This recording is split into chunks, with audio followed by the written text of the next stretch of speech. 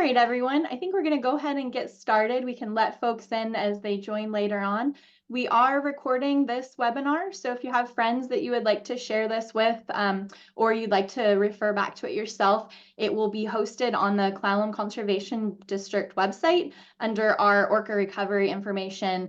And then also we have a past webinars section where we've saved some of these webinars we've done in the past as well. So thank you all for joining us. My name is Megan Ademeyer, and I'm with the Clallam Conservation District. And I think this is, gosh, our 4th or 5th year hosting some orca recovery events. We do educational events. We also do volunteer events. And we are very blessed that we have been able to do these a lot of times in partnership with the Lower Elwha Clallam tribe, who is helping us today with this webinar. So we do still have 2 events coming up. Tomorrow there is a log jam planting on the Elwha River. Actually planting the log jams we'll be looking at tonight during this webinar. That is from 10 a.m. to 2 p.m. and we're still looking for volunteers. If anyone is interested in joining, you can sign up for that on our website, clallamconservationdistrict.com. And then we also have a planting on the former Lake Aldwell lake bed. That's going to be on October 26th, which is Saturday. We have a 9:30 to 11:30 or a 12:30 to 2:30. And that's a great time. Kids of all ages come out to that and enjoy hopping out there on the river and planting it. And it's fun for families to be able to go back out there as well and see these trees, growing that have been planted over the past few years. So if you're interested, please do sign up for that. We are looking for more volunteers to help us with that planting. So as I mentioned, the Lower Elwha Clallam tribe is helping us with this workshop tonight. And first off, we're going to have Mackenzie Taylor, who is going to be presenting on some restoration on the Elwha and just sort of restoration in general, how it benefits the river. And Mackenzie has been working for the Lower Elwha Clallam tribe for 5 years now as a natural resource technician. And it's been wonderful. She's hosted several of these workshops for us, led some on the ground field tours that we've had of Little River, Indian Creek. It's been great having Mackenzie do this, so thank you, Mackenzie.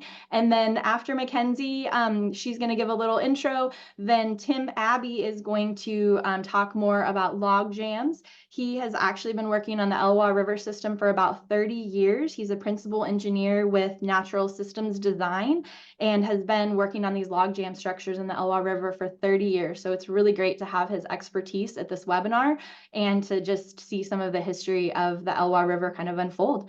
And then Mackenzie will wrap up the webinar for us after Tim. And we do also have Chelsea Korblick.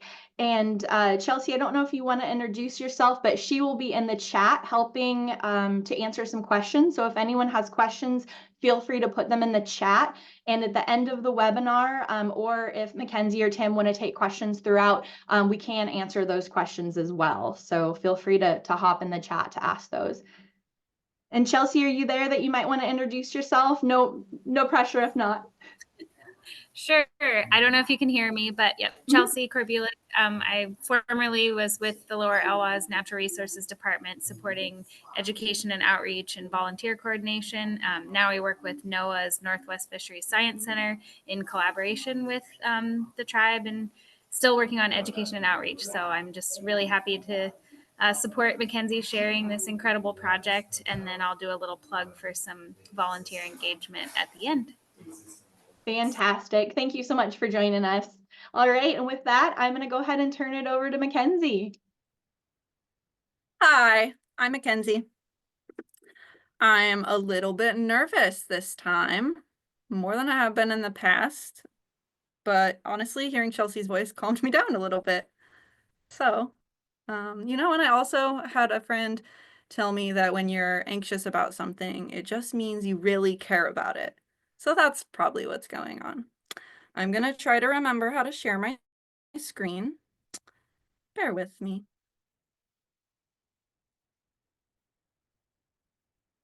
Okie doke. Can you guys see that? Perfect. Yay! Okay. When I say river restoration, what images come to your mind? And you can put your answers in the chat if you want to.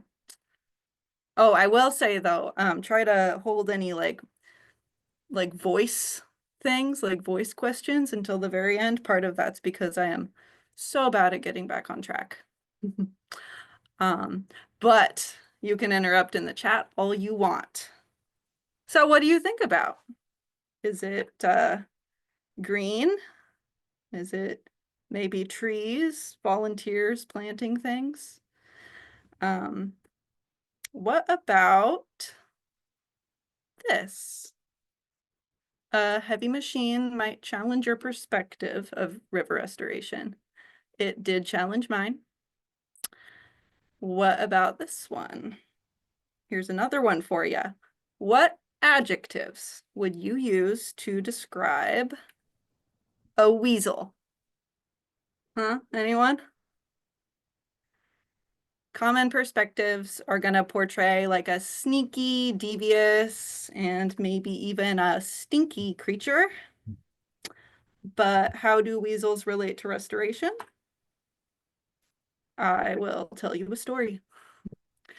Elwhas have stories to explain the natural world, and I can't do their stories justice, but I can tell mine. That's me and my friend Rosie. As teens, we were camping with our teen friends, doing teen activities. These are activities you might describe in the same way you describe weasels, perhaps sneaky, devious, maybe even stinky.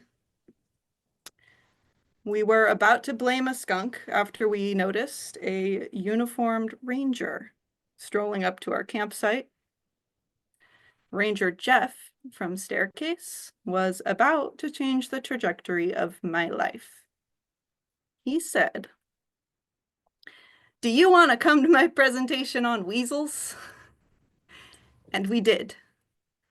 There we learned that while weasels, like teens, can be stinky and can be sneaky, they're also intelligent, ecologically important, and adorable.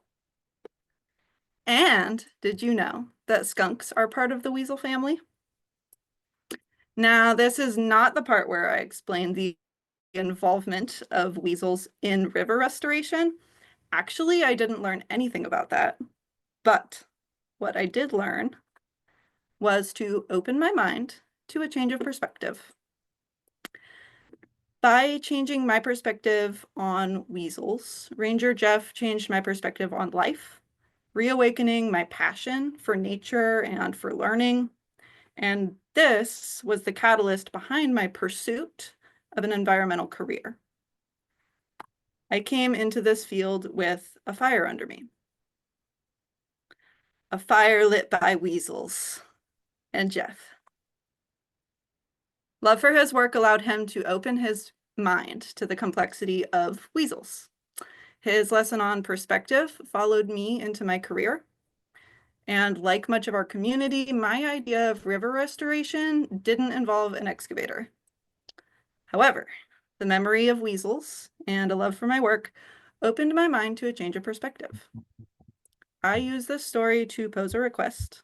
I'm not asking you to change the trajectory of your life like I did as a teen, but I ask that you keep an open mind to what river restoration can look like. I'm Mackenzie Taylor, Natural Resources Technician. I pursued this position with the Elwha tribe because I admire their devotion to continuing ancestral stewardship of the land in a changing world. I now see these machines as tools that allow us to support the river's healing on the scale necessary to recover from decades of disturbance. And today, I want to share that with you. Oops, I replayed it. So I guess when we talk about the Elwha, we have to talk about the dams, right? So the dams are a crucial part of the Elwha restoration story. Installed on a once fishful river, these two dams. All right, can you see my cursor?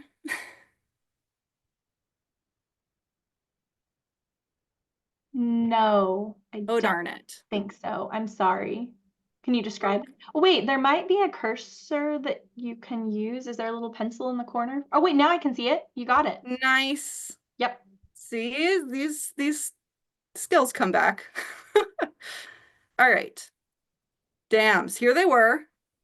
The construction of them began in 1910. And this is the whole Elwha watershed, by the way. And I used 2 different maps here. It's the same watershed. I just thought that this map has lakes and this map does not. And that's like more representative of the past and the present. So these dams, they blocked fish passage and threatened treaty rights for an entire century. And then, led by the Elwha tribe, agencies worked together to remove the aging structures. That was completed in 2014. However, dams weren't the only impediment to salmon habitat. Until the late 80s, riparian forests were logged to the banks, with little resources left for the river to use. Floodplain development was another disturbance that further truncated the river with like man-made structures. At one point, even the wood in the stream was being removed. At the time, log jams were seen as a salmon barrier. And so while the log removal was well intended, mistakes were definitely made. So over the course of a century, like this combination of disturbances altered the flow of the river. Here's how. Turns out fish need wood. Oops.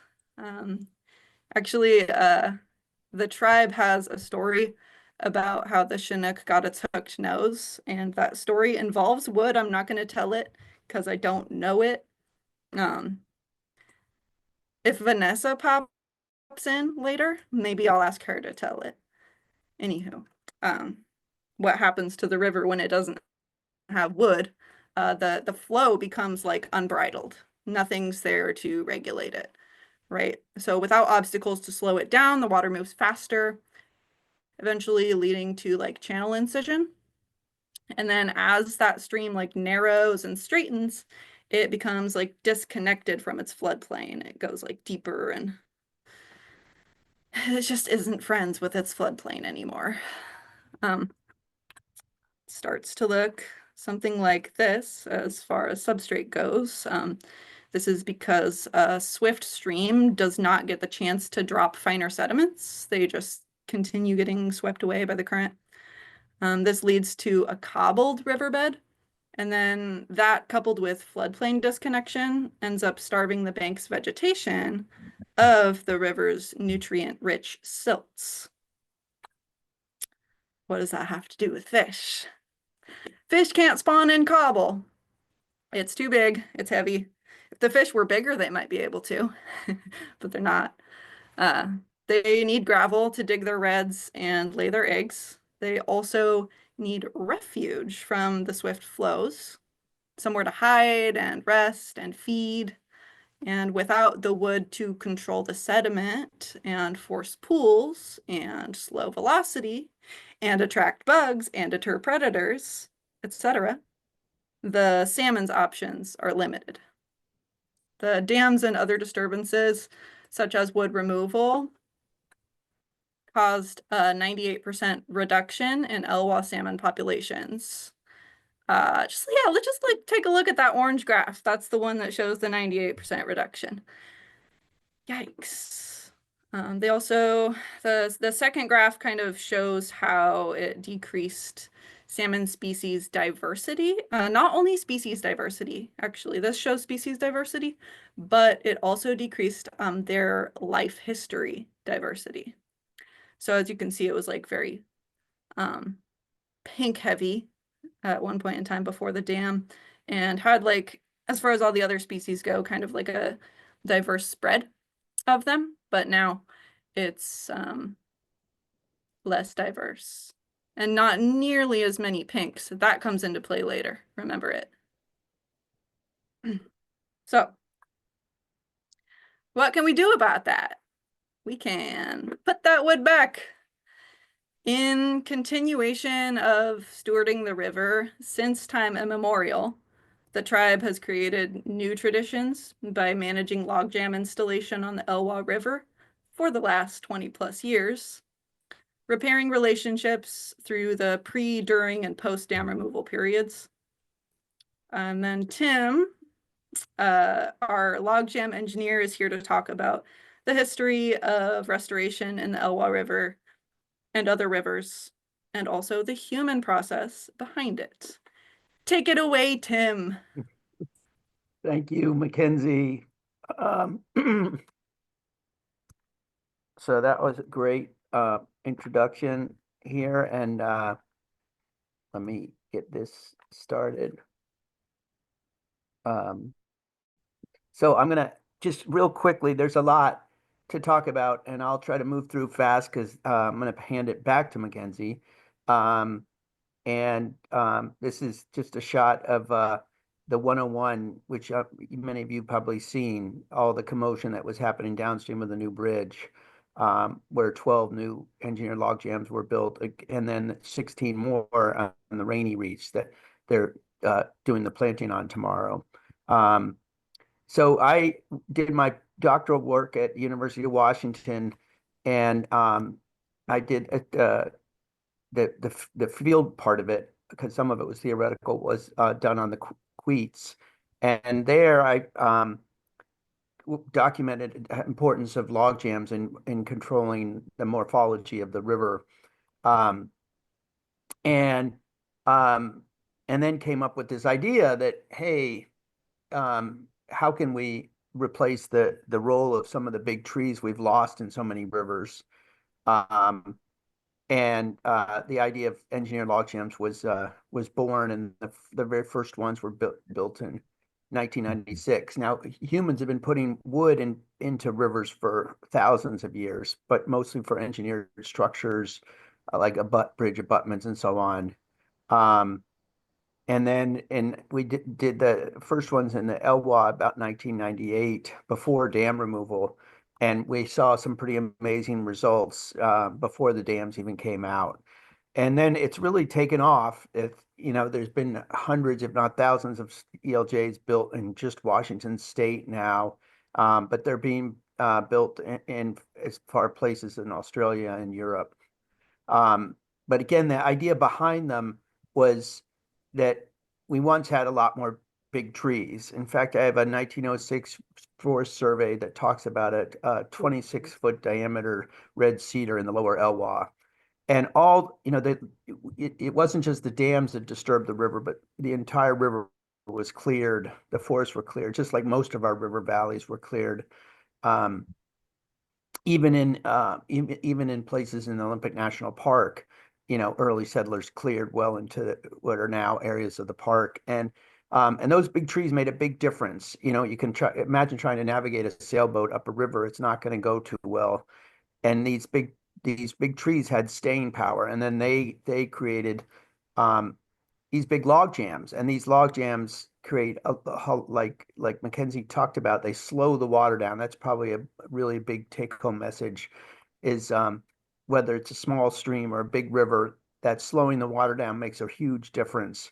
And they also create scour and pools, and then an immense amount of surface area, and interstitial area for juvenile and adult fish, as well as a lot of other animals, like otters and others that will live in these structures. They also affect the growth of big trees. So in these valleys where rivers move around a lot, the log jams form hard points that trees can mature on, so that you get big trees that essentially growing on top of these log jams. And then, so this is what we ultimately have called the large wood cycle, this process. And you could see how complex a channel is. So in their natural state, an alluvial river, or a river with a lot of sediment, not like a bedrock canyon, but a river where there's some width to the valley, they used to be really complex because of this interaction. And this complexity creates a lot of habitat in close proximity. So it's an ideal place for rearing fish. um, and um, and a lot, like I mentioned, a lot of other wildlife. And so the idea of a simple river uh, is a legacy of the last 150 years of what we've done to our rivers. This is up on Southeast Alaska and the Taya River, which is gives you more of an idea of what an unaltered river is. And then we've simplified this. This was some work out of Oregon State on the left that just shows the transformation of the Willamette River over time from one of these very complex multi-channel systems, or what we call anti-branching channel systems, and to a gradually simpler and simpler. And in many places it gets even more extreme, where we just straighten the channel completely. And then on the right is just some work from that Upper Cowlitz work I did, where the clearing of the wood removal corresponded with a reduction in the number of islands. So it's one on the triangles are the cumulative unvegetated width of the channel, and you can see that going up through time. And then the squares are the number of islands that are decreasing through time, or number of channels. So engineer log jams, their primary role has been to restore aquatic habitat and basically restart this whole large wood cycle. But they also can do things like reduce bank erosion, reconnect floodplains, like Mackenzie mentioned. And then we've even used them to help protect infrastructure and property in a way that our old type techniques of building walls or riprap um, in a way that is much more advantageous to fish than those other ways. So there's a lot that goes to engineering a log jam.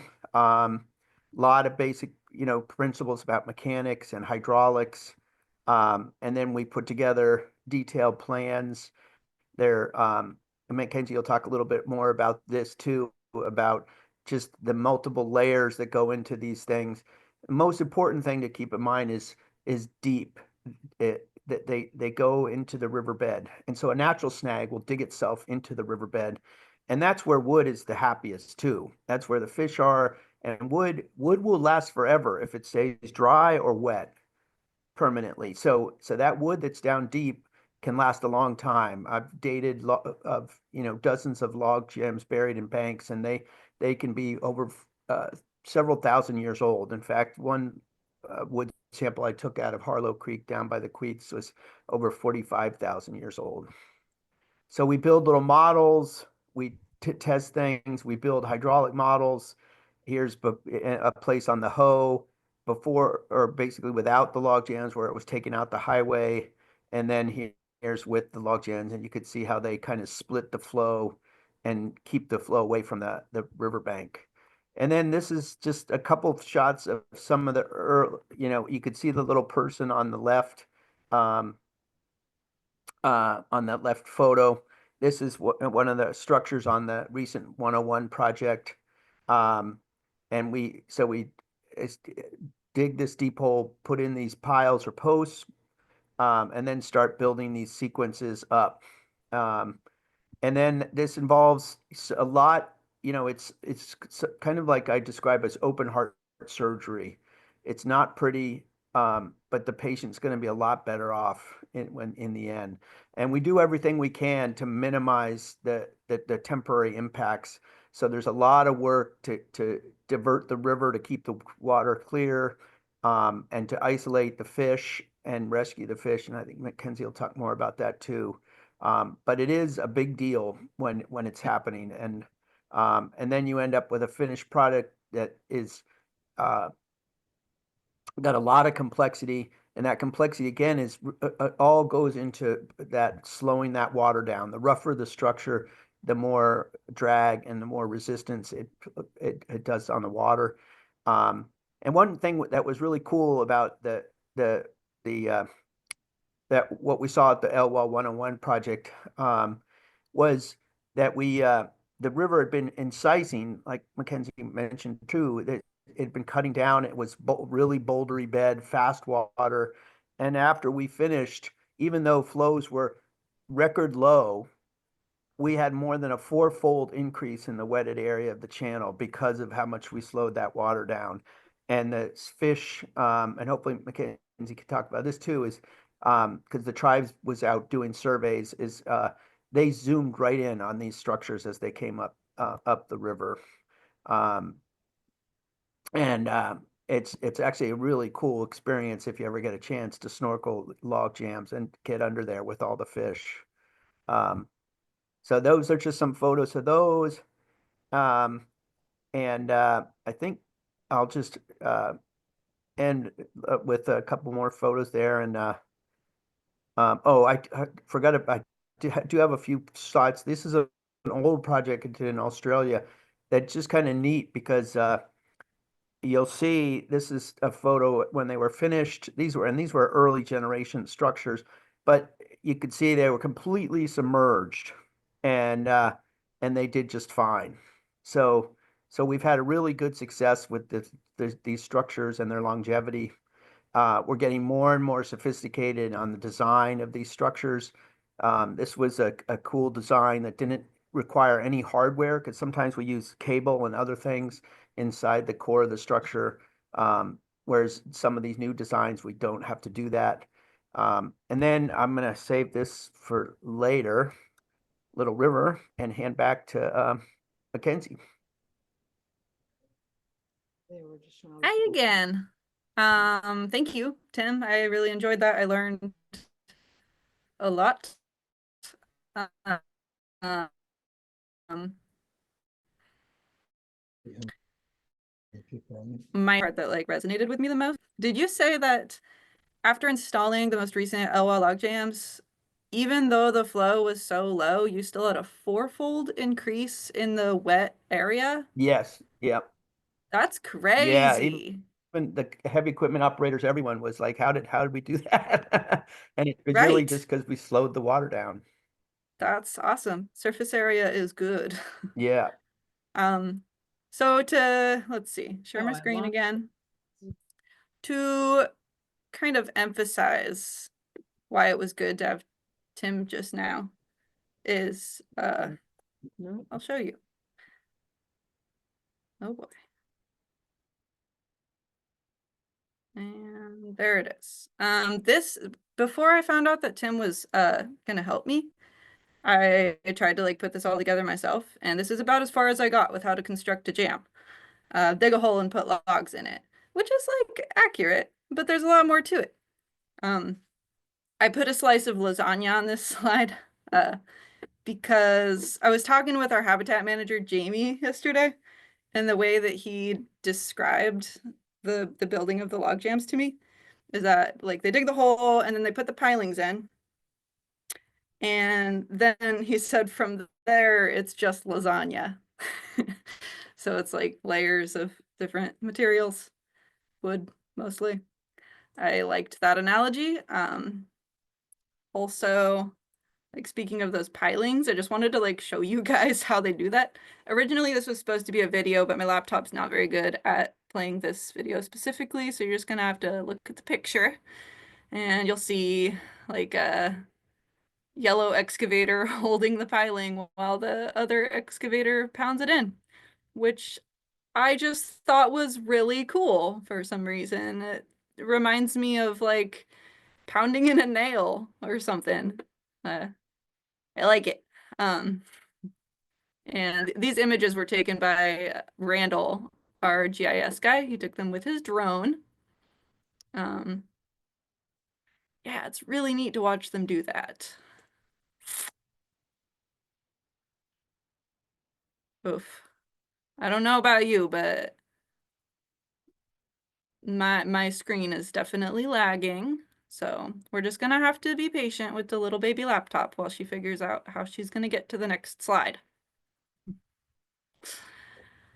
Ooh, I'm in presenter mode so I can see my next slide. Oh, there it is. Okay. You might be wondering what happens to the fish when the river's a construction site, and luckily Tim did touch on this. We got a plan for that. We move them. We move the fish out of the construction zone. So first, let's see, show you the picture.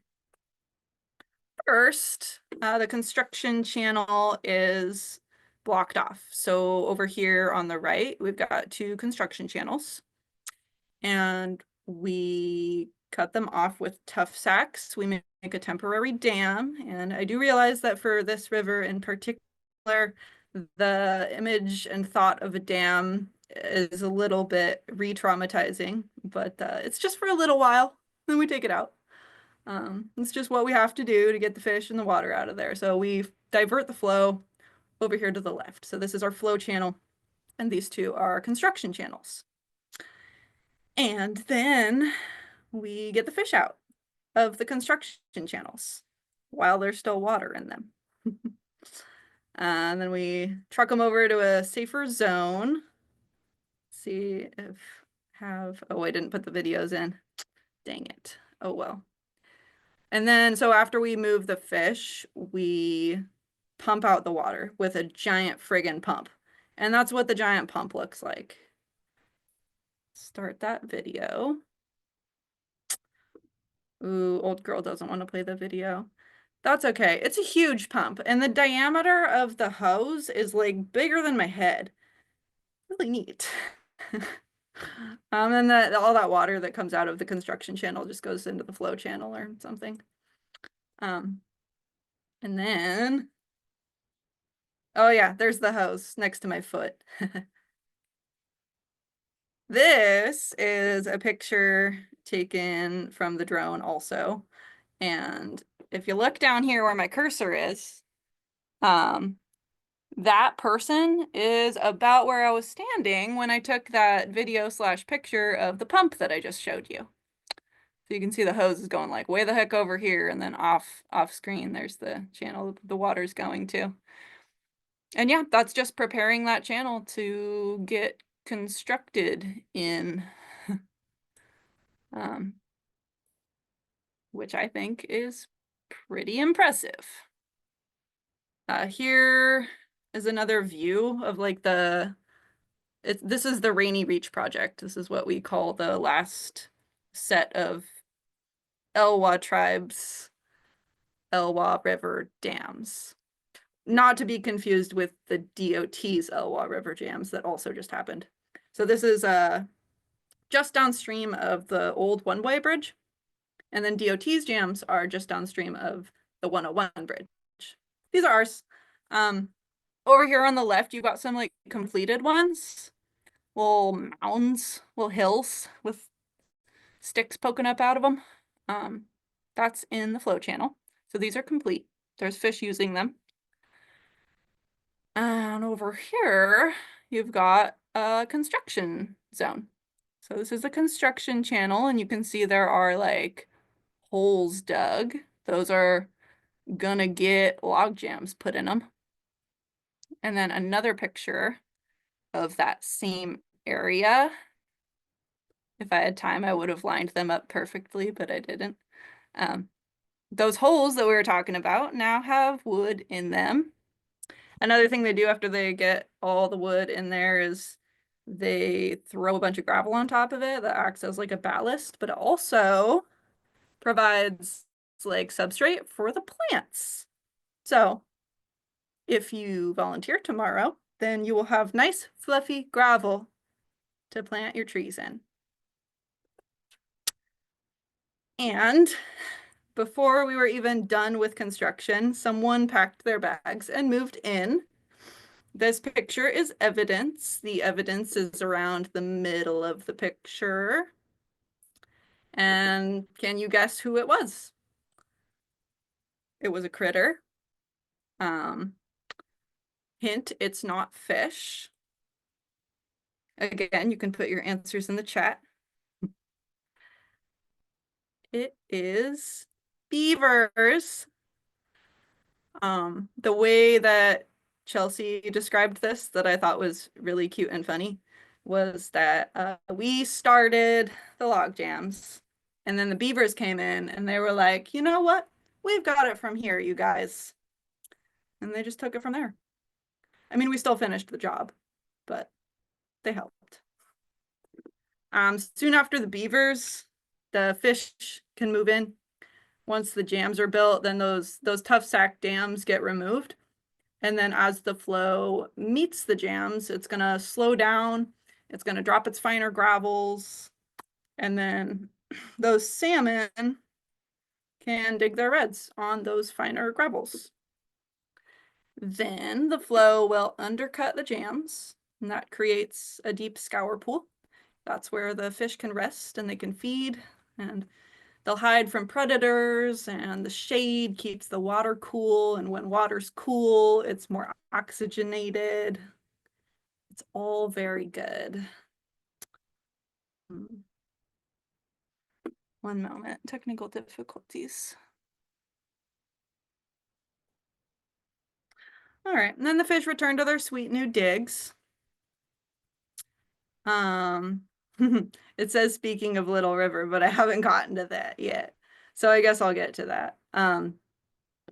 First, some of the immediate benefits that I noticed on these jams specifically, another thing that Tim touched on was, so I was doing a survey, like a spawner survey on Old Well, which is where the DOT jams are.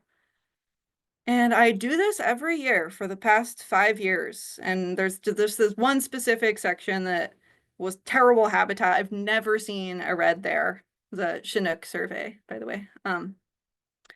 And now this year, right after the dams or the jams went in, I saw a bunch of reds right there.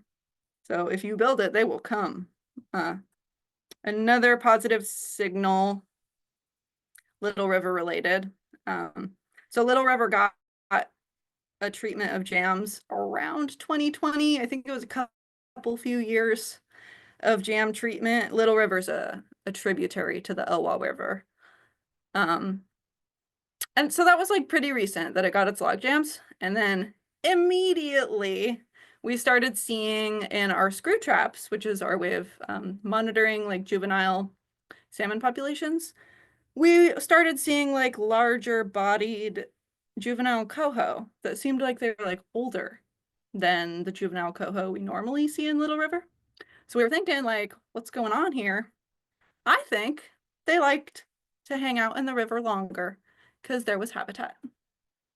Another thing, a little more long-term that I noticed in Little River was this year. So we're gonna have to remember a past slide because I'm not gonna click back to it. Remember the graph when I said that the pinks were abundant once and are now not?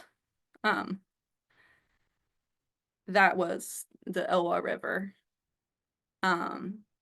But it's kind of the same for Little River, right? However, this year in the screw trap, we counted 44,000 juvenile pinks, and the screw trap only catches a fraction of the total fish in the river.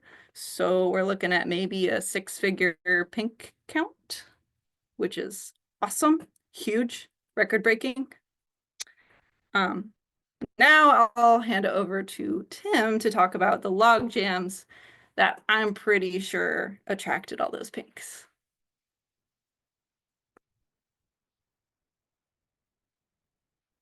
Are you ready, Tim? Yep. Yep. Cool.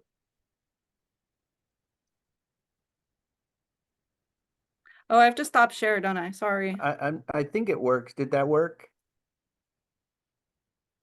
I see it. Okay, so one little piece of trivia, well, not trivia, but actually pretty important thing about the Rainy project that's kind of cool is the city of Port Angeles gets their municipal water from the Rainy well, which is 60 feet beneath the river, and they lose production the further the river moves away or the lower that Rainy channel gets. And the river's been moving west there. So that was one of the intents of the project, was to reverse that process, as well as, slow that water down, make sure there's more water in the system. So the project is for everybody who gets Elwha water, it was a good thing for that. So just the Little River, like Mackenzie said, is one of the larger tributaries to the lower Elwha. It comes in just above where the Aldwell Dam was, immediately upstream of the 101 crossing. And it had been cleared of all its wood too. And it was an incised channel with a lot of boulders. And this is just an image of one of our engineered structures. You could see at low flow, there's 5 layers of wood vertically in there. And one thing that's kind of neat is that if you look in the foreground on the left picture, you'll see a lot of fine gravel. And yet there's a very big drop in hydraulic head, or it's very steep. It's about 4.5% through here, which is very steep for a channel. And you could see the white water when the flow comes up going through there. And yet all that wood dissipates so much energy that we still get the fine gravels there. But yeah, as Mackenzie mentioned, it was, I think, 3 years of construction. There was some helicopter work and then some ground operations. This is just some before and after. There's Mike from the tribe, Mike McHenry, and before, and you could see the bouldery bed, cobble bed, very simple straight channel. And then on the right, you see immediately how quickly we brought in gravels and spawning material, spawning gravels. And again, some more shots. This is up further up the river. On the left was pre-existing conditions, and then on the right, looking down we're standing upstream of a wood placement, and it was a relatively simple wood placement, but again, you could see all the gravel that was trapped by the structures, and the reduced velocity, increase in wetted width. Again, another site, simplified channel on the left, wood in there on the right. And then here's a nice shot just showing where it used to be a real simple channel. And you could see just a real, just beautiful diversity of habitat. We got plunging flow over the log jam. Flow goes around it over on the other side. You could see the gravels, the deep pool there. This particular reach really had no pools in it before the wood was placed. So in summary, and we've got a paper the tribe's working on to get that published, some of the Little River results, but over 4-fold increase in the pool frequency, over 50% reduction in the substrate grain size, increase in channel complexity and wetted area, spawning focused on spawning that they've documented really zooms in on the wood structures. And we just had I put on a series of talks, and we had a visiting professor speak today about just how important wood is for groundwater interactions, or what we call the hyperrheic, which is the area in the water flowing through the gravels immediately below the stream. And that not only removes, the more hyperrheic exchange you have, the more you remove pollutants, but the more you temper the water. You lower water temperatures in the summer, and you moderate them in the winter. So that we're learning a lot more as we go.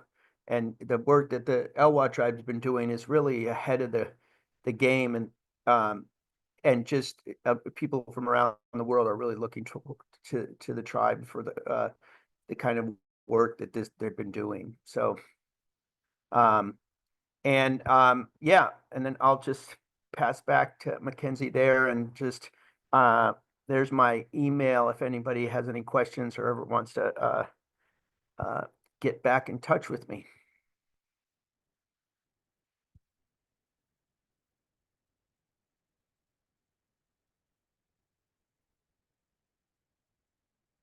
Oops, you're on mute, Mackenzie. Oh no. Yeah. Yeah, that was awesome. Thank you for sharing it. Little River was a super fun project. Also, Chelsea, if you don't mind or Tim, one of you throwing Tim's email into the chat. I think that would be helpful for people to refer back to. I'm going to share my screen again.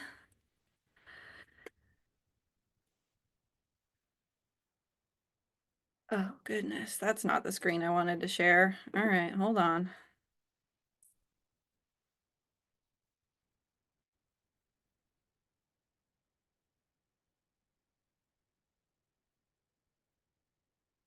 I think I need tech support.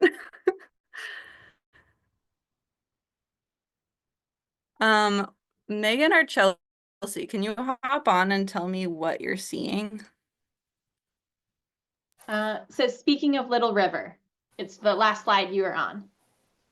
You do see that. Yeah. Oh, yay. It's there, That's Mackenzie. great. Okay, what a relief. See, I'm trying for the first time in my life a dual monitor approach to this. So I got some kinks to work out. It's always a challenge. You're doing great. Thank you. What do we anticipate from all of this log jam building? We anticipate a lot.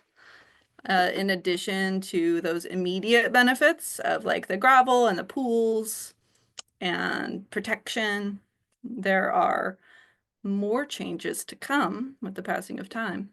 And I think that Tim did a really good job of like highlighting specifically what those changes were in Little River. And in my opinion, physics work about the same on a large scale, so we can expect to see roughly the same thing. I am gonna try to reiterate all of those benefits to salmon, but bear with me because the interconnectedness is complex.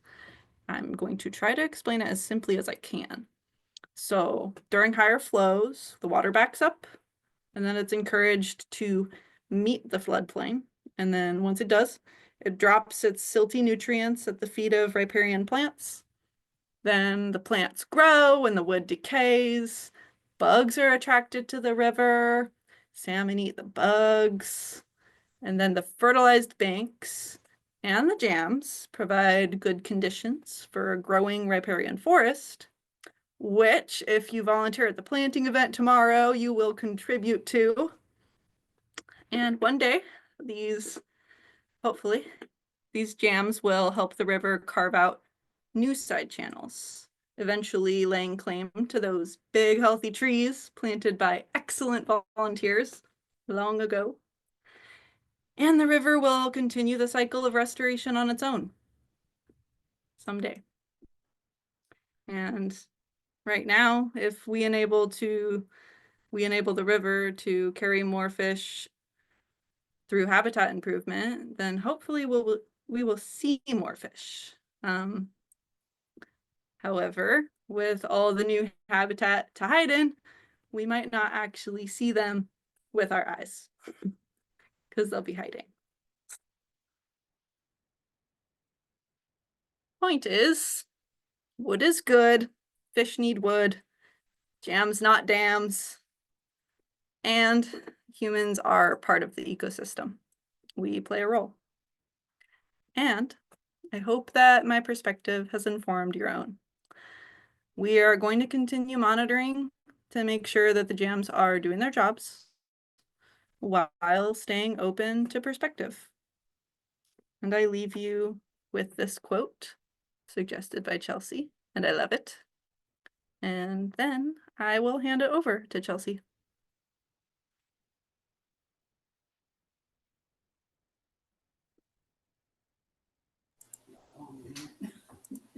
Hello. Thank you, Mackenzie. I'm not sure if my slide is going to come through, but I just wanted to pop on at the end to just, oh, there it is. Amazing. I have so much respect, admiration, gratitude for all of the collaborative work that has been ongoing. So I think a lot of times when we think about Elwha River restoration, we think about dam removal and that it's this beautiful story that has a happy ending, but it's an ongoing recovery process. So the story's not over, and these are just examples of all of the hard work that folks put into ongoing restoration and monitoring.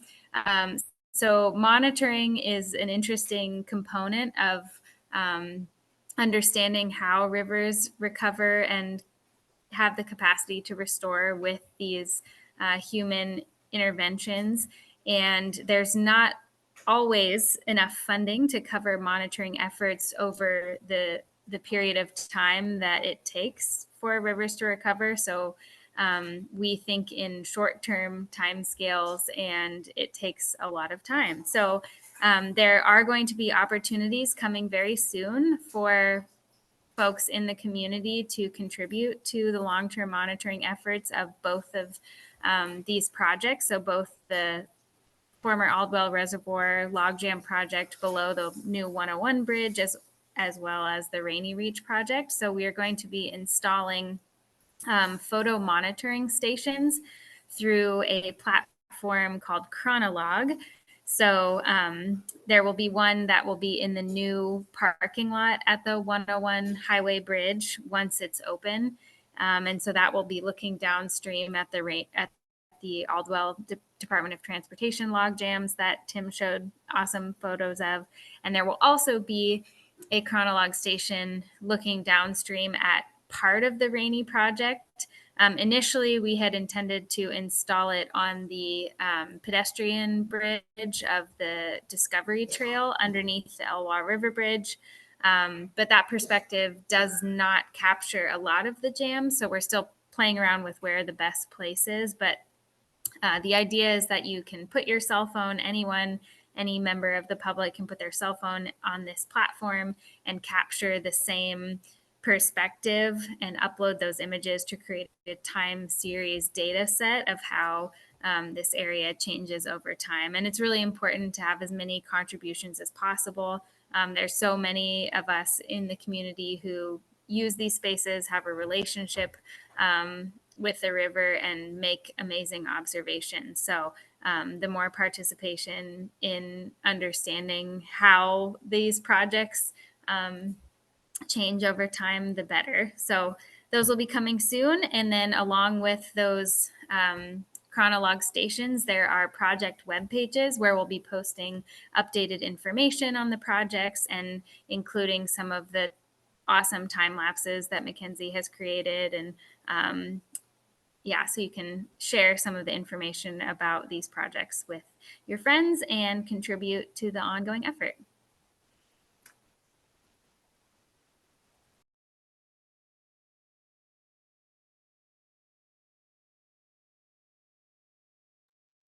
All right. So Mackenzie, did you have anything more that you were going to present on, or does that come Nope, into the now I'm end of just the slide? available for questions. Wow, way to be right there at like 6 minutes to 8. Way to go. So if anyone, I know, right? 7:54.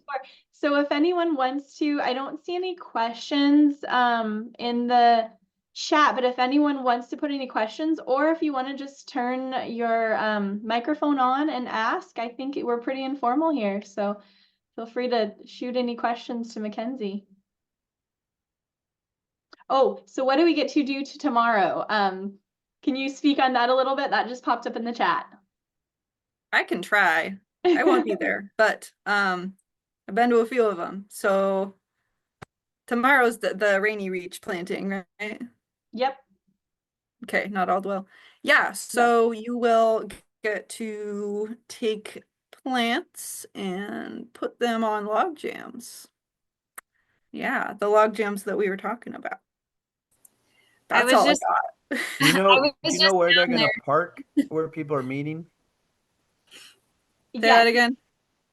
Parking is at the Natural Resource Center. So if you register on our website, I'll email you the map. And we actually had at least one person from in here sign up just during the webinar. Thank you for doing that, for the planting tomorrow.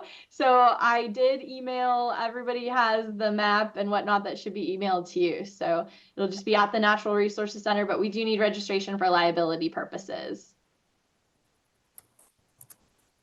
And the tribe has waders and boots if you need them, because there is a side channel that it is above like hip waders. but they've got an awesome raft ferry system installed as of today to help ferry some of the plants across. So it'll be a fun time. And it's a pretty amazing opportunity to be able to access the middle of this pretty massive project, and just get that perspective. So if you have the time, definitely encourage folks to sign up.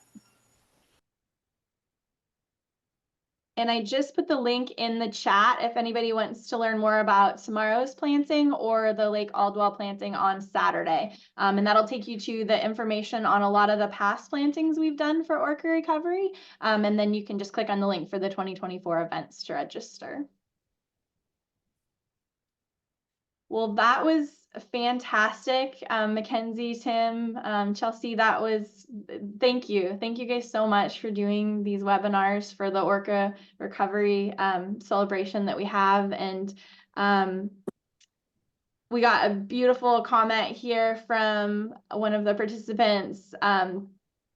So check that out, Mackenzie, read through the comments. There's some great ones. And what my favorite that came in was when you're asking what people thought of when they thought of weasels, that they're endlessly energetic and curious, which I think defines you to a T. So I love that because I think that just fits so good, you know, when you're talking about your passion for weasels, because you're always just so great with these webinars and bringing these wonderful topics up, and we just really appreciate you bringing this information to us. That's so funny that you said that. My boyfriend calls me a weasel at least twice a week. Oh, too funny. Well, next time you just tell him that you're energetic and curious. That's what he means. Good. That's good. All right. Well, we'll stay on for just a little bit longer, but if anybody else wants to drop off, feel free to, and feel free to, you know, keep bringing forward questions and whatnot. I am going to stop the recording at this point, though.